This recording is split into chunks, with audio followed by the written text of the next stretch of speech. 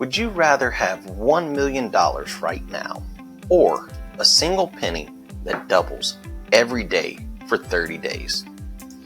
Most people jump at the million. Sounds like the obvious choice, right? But here's the plot twist.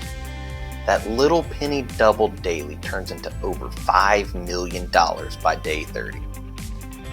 That's the power of atomic habits. They're slow, almost invisible at first, then explosive, like that magic penny. You're listening to the Clark Connection Podcast. This is the Clark Connection Podcast, your weekly dose of inspiration and power. We'll dive deep into the stories and strategies that ignite personal growth and entrepreneurial fire. Join us as we empower you to take control, level up your leadership, and build the life you deserve. Get ready to rise, to thrive, and to finally become the leader of your own destiny. Let's go. Welcome back to the Clark Connection Podcast. I'm your host, Aaron Clark, aka The Coach. And man, we've got a great episode for you today. We're going to be reviewing something that's pretty atomic, and it's talking about your habits. It's Atomic Habits by James Clear. That's such an excellent book. But before we dive into that, I want to give a quick shout out to my sponsors. First up, we've got Bobbie with the Comfy Quest LLC, Andrew with Automate Integrate Professional Services, Wayne with 7K Metals, Chris and Jess with CNJ Embroideries, and Joseph with Landscape King. And look, all of their information, it's listed below. Hit them up, and they tell them Coach Clark sent you, that they do have special discounts and prices for my followers. Also, if you're looking to connect with me, you can reach me on all social media at Coach_A_Clark or via my website, www.coachaclark.com. Hit me up. Would love to help you on your leadership and personal growth journey. It could be for you, your team, or at an event. Either way, doesn't matter to me. I'm here to help you. And so, that quick book review, that pull it back out, so if those of you watching, you can see, just to see what it looks like. And it's Atomic Habits by James Clear. And it really goes through and talks about, how habits are formed and just how just making tiny little changes, they make a remarkable difference. And one of the examples that Clear uses in his book, and it starts out, if you don't believe that 1% or even 3% will make a huge difference, let me explain it to you like this. Let's say you're on an airplane, or you're going to take a trip. You're going to be traveling from Los Angeles in California, going to New York City. If that plane takes off, leaving LAX, going for New York City, and changes its heading just 3 degrees, 3 degrees south, at takeoff, you will land in Washington, D.C. When you get to the other side of the continental United States, so the United States right there, that you have gone 225 miles south, 225 miles south of your destination. That's a huge difference, but at takeoff, you wouldn't have even noticed it. That 3 degrees, that is only about 6 feet. So if I spread my arms, that I'm right at 6 foot tall, that it's a little bit more than that. It's about 7 foot. So it's a shack, the height of a difference that you would not notice. But I promise when you got to your destination, you would notice that, because you are in Washington, D.C. and not in New York City. And then if you were kind of wondering, okay, well, Aaron, put that, that's something that maybe I don't understand. So as a recovering football coach, I had to talk to a couple of my friends who teach math, because I failed English, so adding and subtracting isn't always the best thing for me. And I sent it to them and I said, hey, if I'm standing on a football field, I'm at where the sideline and the end zone intersect. And my goal is to go to the opposite end zone. But let's say I go just 3 degrees off of that.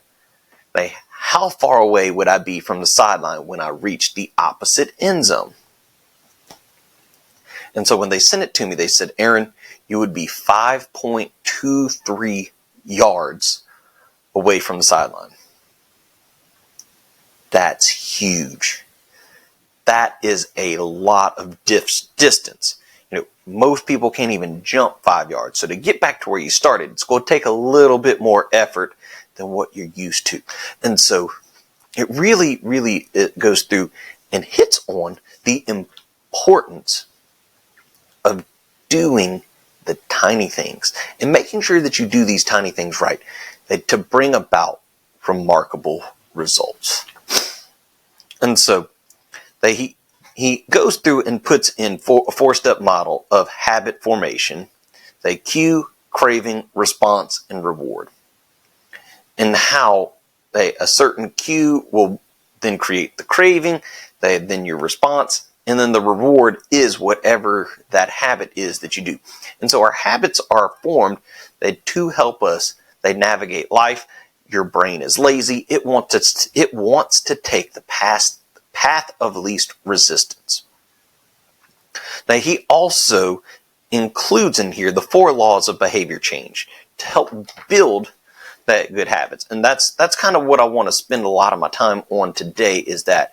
And so these 4 laws that James talks about is first, make it obvious. Then make it attractive. Make it easy. And then 4th, make it satisfying. And so the book, again, it emphasizes identity-based habits, shaping your habits around the person you want to become, not just the goals you want to reach. And it's practical, science-backed, and full of actionable advice for anyone looking to improve their daily routine. And so first, let's jump into that right there. Let's make it obvious. Make it obvious.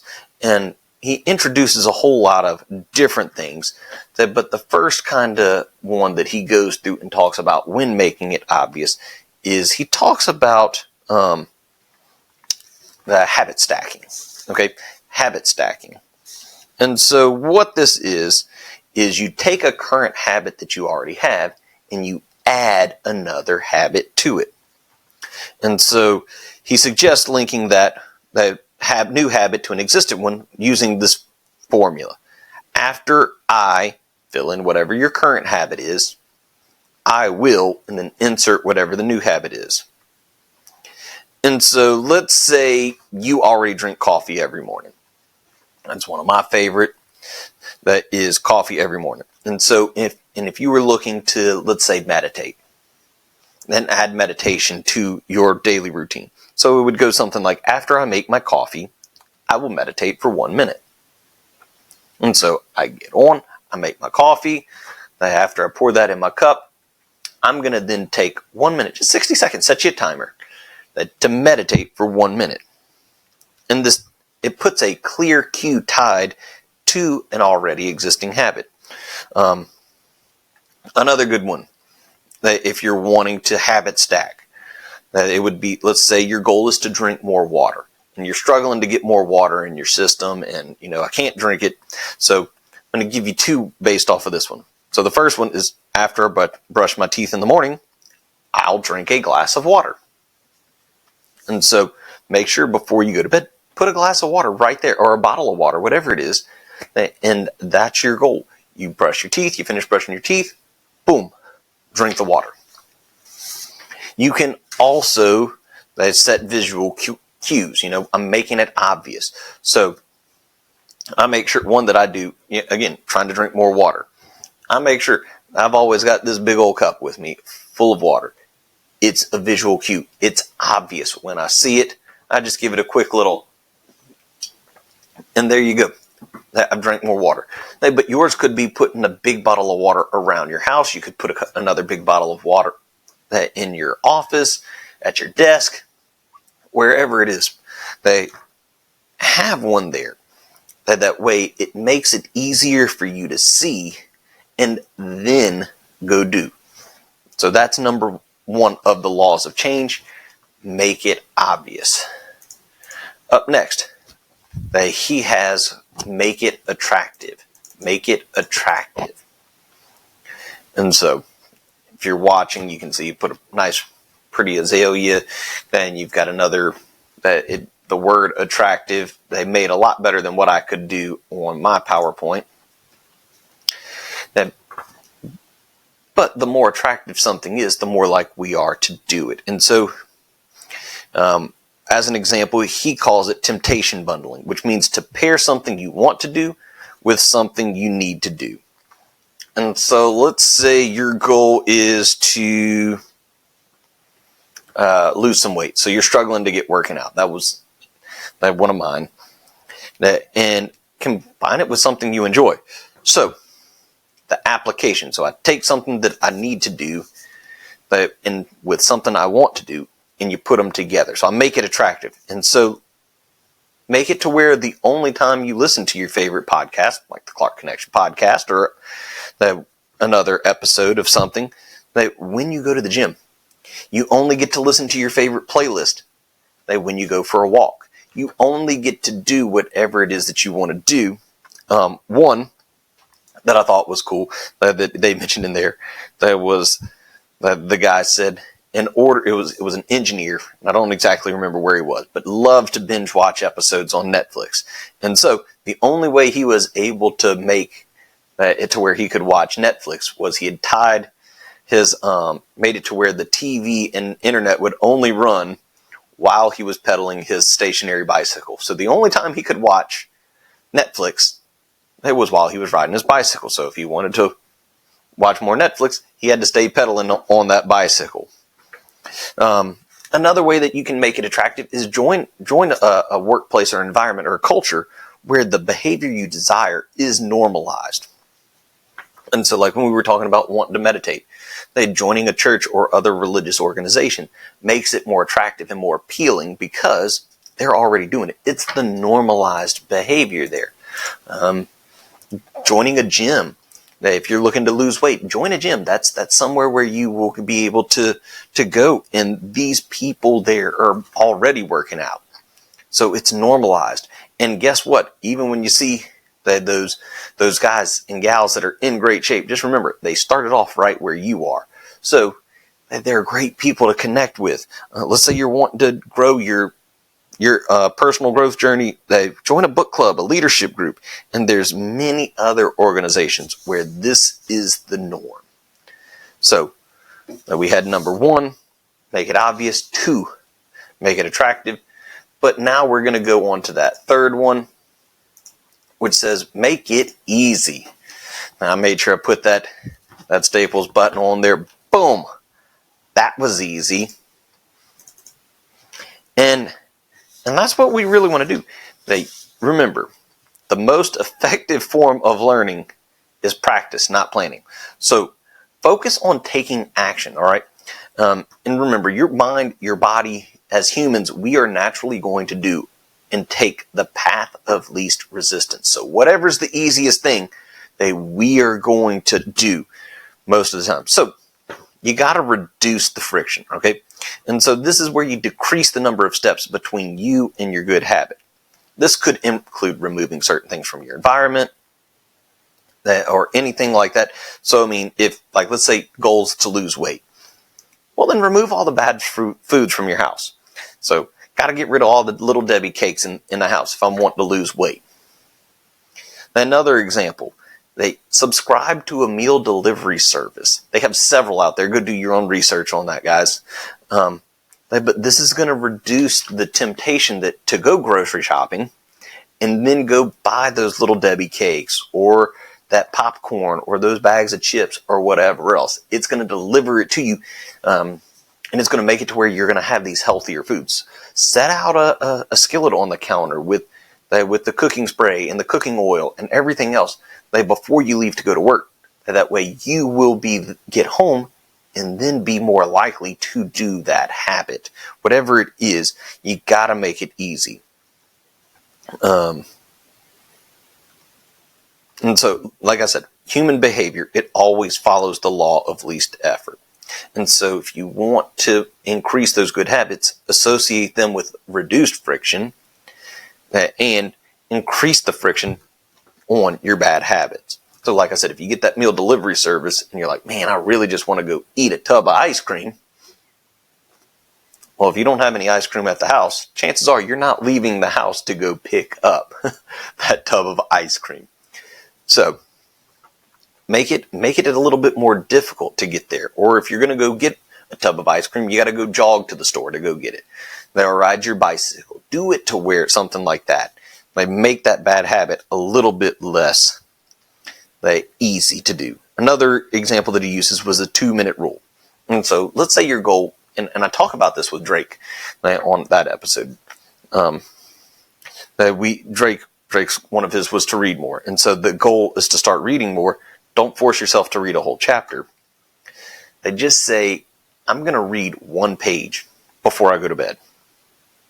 And then make sure you have that book set on your pillow before you go to sleep. That way, if you go to bed, you've got to remove your book. So you take your Atomic Habit book and you got to put it off to the side. But it's going to also cue you to, hey, let me pick it up and read it.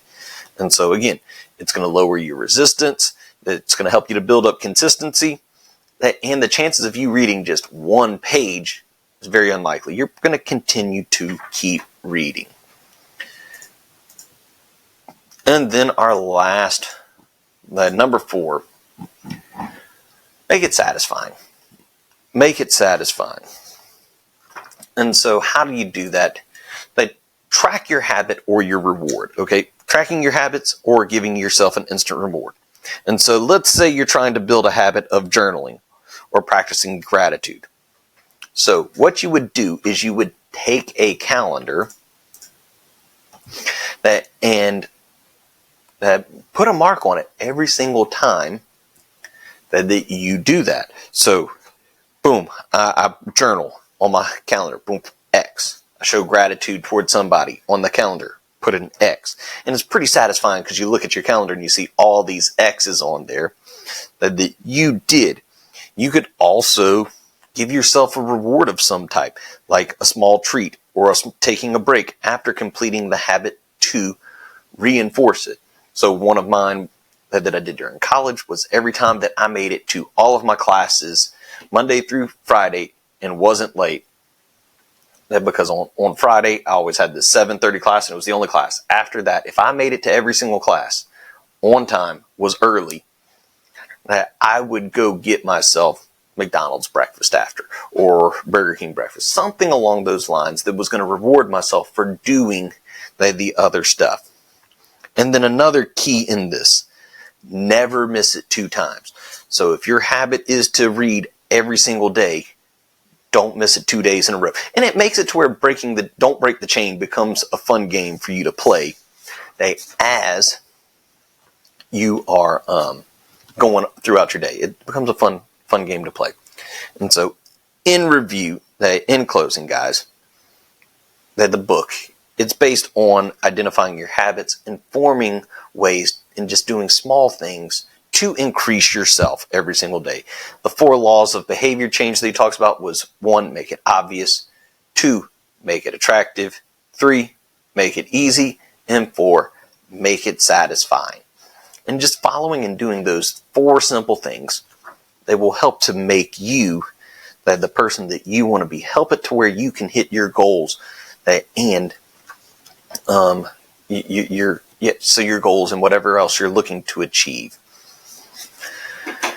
And I really do recommend it, guys. If you have not read this book, The Atomic Habits by James Clear, go get it. It wasn't very expensive. And, the cost of return on books, it's so easy and so simple, okay? It's the best bang for your buck. And so, in closing, if you're looking for leadership or personal growth training, it could be for you, your team, or your event, reach out to me. I'd love to be able to help you on your journey and inspire you on as you go. Look, all of my contact information, it's listed below. And make sure that you've liked, subscribed, and followed to continue getting more great stuff. And remember, you don't need to be great to get started, but you have to get started to be great. So keep leading, keep learning, and keep innovating. And until next time, stay inspired and connected, and I will see you on the next episode of the Clark Connection Podcast. Thanks for listening to the Clark Connection Podcast, where my goal is to add value to you. Make sure you like, subscribe, and follow the show. You can also connect with me via my website, coachaclark.com, or on all socials at coach_A_Clark. The links are in the description. Huge thanks to my sponsors, Wayne with 7K Metals, Bobbie with the Comfy Quest LLC, Andrew with Automate Integrate Professional Services, Joseph with Landscape King, and Chris and Jess with CNJ Embroidery. Hey, we look forward to bringing you more great content. See you next week.